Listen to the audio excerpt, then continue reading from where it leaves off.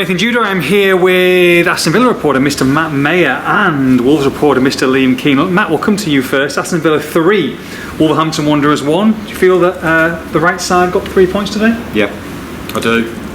Despite the fact that for the first hour Wolves were the better team, I think Villa just overpowered them in the end. They didn't have a chance on target till the 68th minute, but after that it was kind of circle the wagons, and as soon as Ollie Watkins scored and got it back to 1-1, there was only going to be one winner. And I think what you've seen today is a team that is brewing with confidence, that has come back from 2 goals down last week, and really feel that they can win from anywhere against a team that looks, as clearly there's something, there's a lot going right with Wolves, but mentally they look quite brittle, and I think that's what you probably saw. I thought they were, as much as Villa have clearly got better quality and depth, as that showed with the changes for both teams were key. At the minute you worry about Wolves is kind of the mentality. I think you saw 2 very different kind of mentalities, albeit Wolves for the first hour and everything spot on. I mean, Unai Emery said it's the worst Villa have played in 45 minutes since he's been here, which, considering they lost to Stevenage, is some comment. So it's difficult, isn't it, from the Wolves' perspective, because you think, well, there's a lot to like, but ultimately, they're not winning games. Yeah, it's difficult. I guess Emery can say that and say that it's the worst he's seen them play. I think Wolves had a lot to do with that, and despite two midweek games, Wolves going to Brighton and young boys, for Aston Villa. Liam, did you agree with Matt that Wolves deserved to lose that game today? I felt a draw was probably a fair reflection of the game, so I do slightly disagree. I do agree that Wolves were probably an hour, 65 minutes or so the better side, albeit in that second half with very little attacking threat, if we're being brutally honest. Wolves were defending resolutely, relatively well, but without really offering a lot going forward. And it looked like a game that without that momentum shift, the Wolves might be able to drag through possibly 3 points. Villa get very fortuitous with the way the ball breaks for the first goal, and then it does take a deflection. But from that moment on, Villa battered Wolves, so they dominated the game. Wolves, brittle I think is the right word Matt used. I completely agree with that. Wolves looked devoid of confidence. They allowed, obviously the crowd gets on top of you, things like that are going to happen, but Wolves have to stand a bit firmer in the face of adversity, and the defending for the second and third goals I think is incredibly poor from a Wolves point of view. Both of them back post errors. There are errors that lead to that as well, but particularly Lamina at the back post for Konza and Aït-Nouri at the back post for Duran. I just think they have to do a hell of a lot better. Matt, do you feel that Emery made the right changes today? Do you think that the substitutes played a massive part in the game, not just for Aston Villa, but also with a terrible injury to Yerson Mosquera and what led to that, and then Bueno coming on and obviously them conceding 2? Yeah, no, absolutely. I think Villa, they did it last week. And they've done it in previous games as well. The subs have made an impact. I think before today you had more substitutes with goal involvements than any other team in the league. Duran's got 4 off the bench. Martson was very good today. Barkley I thought was excellent. He's probably changed the game for the second week running.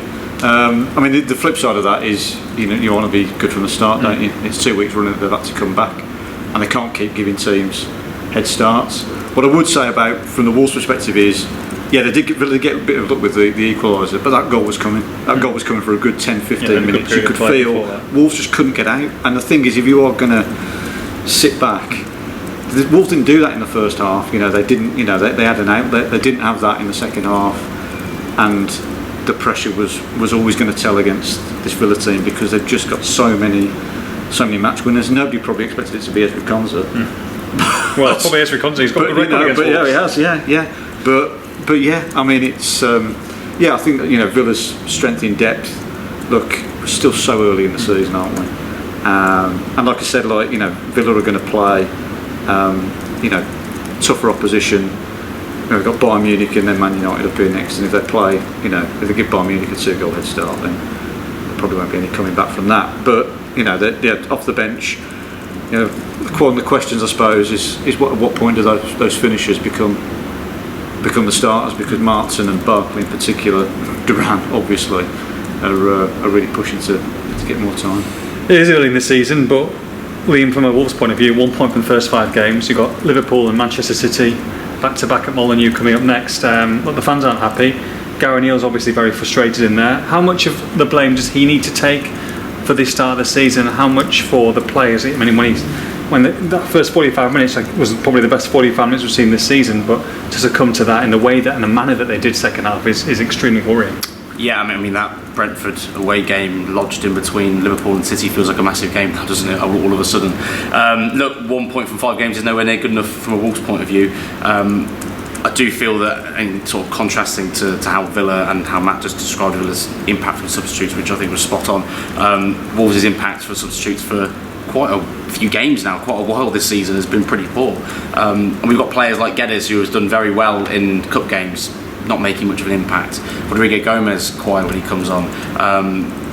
Bueno and Doyle, it's difficult in the circumstances, but again, we're not having a lot of added impetus from a squad that is a lot actually deeper than it has been in previous years. So to not take advantage of that, I think is partly on the management of the game. And I do think that Gary's been a little bit reactive with a lot of his substitutions rather than proactive and trying to take the game to an opposition. Now obviously the fixtures are going to have an impact. Wolves' fixtures list has been brutal. Coming here is always going to be tough. Wolves are not going to be favourites to win this game, but to be 1-0 up, to be relatively comfortable for 60 odd minutes and to have lost it 3-1, and then we look at, you go back from those games, Chelsea 2-2 at half time, Newcastle 1-0 up at half time, and to have lost all of these games in the manner they have is the most concerning thing.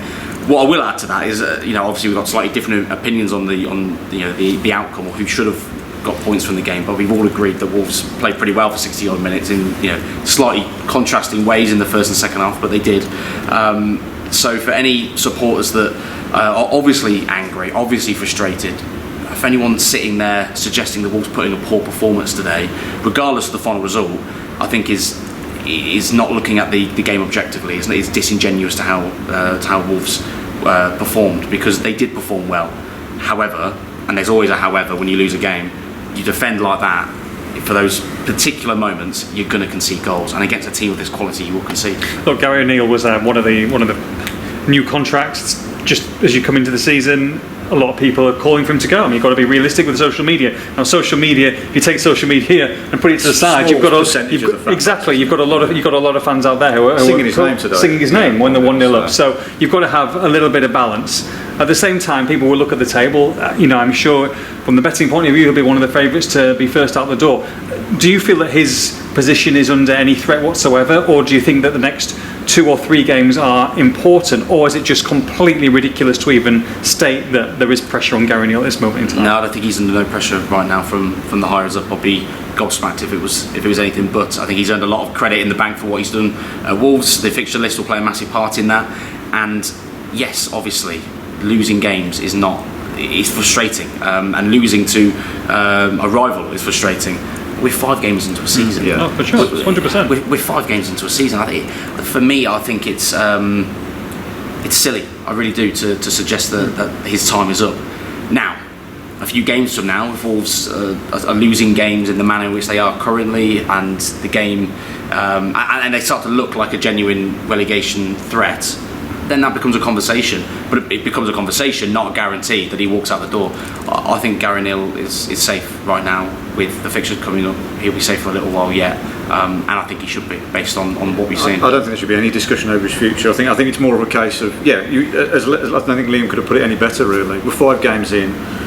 He's coming off. He's earned a lot of credit. All right, it's going back to it's not been a great run. And they've got to find a way to stop conceding goals. I mean, it's 18 matches, 17 Premier League matches now without a clean sheet. That is a big issue. But it has been a tough start to the season with the fixture list.